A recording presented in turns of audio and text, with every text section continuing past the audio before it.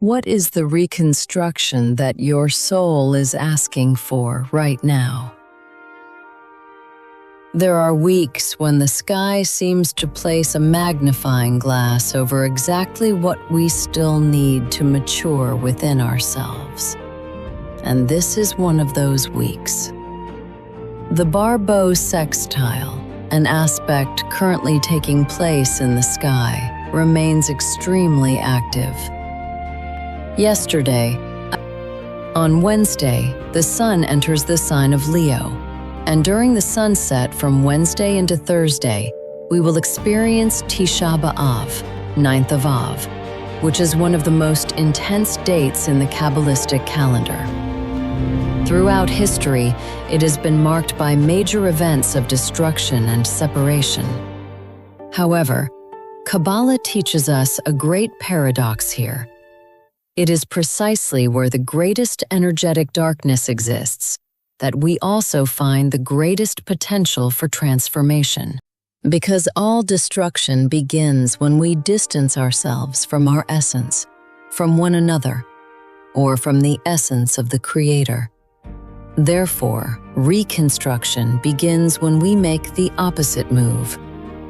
That's why tapping into the spiritual potential of Tisha B'Av isn't just about remembering sad historical moments from the past.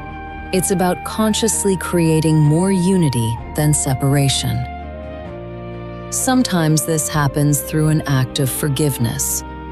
It can happen in a difficult conversation we finally find the courage to have, in an apology, or in the decision to stop feeding a resentment we've been cultivating day after day for just one more day.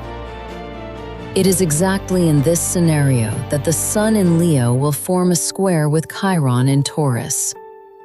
Leo represents the heart, presence, and the courage to occupy our place in the world.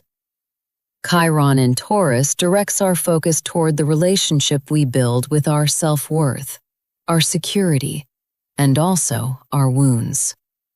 When these two archetypes meet, pain ceases to be the center of the story. Instead, the focus shifts to the choices we make after feeling that pain. In the Zohar, Va'et Hanan, we find two distinct moments featuring Moses.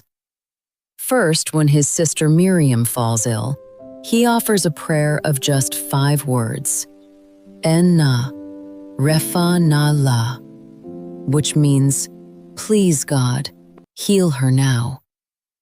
Later on, this same Moses pleads 515 times to enter the Promised Land.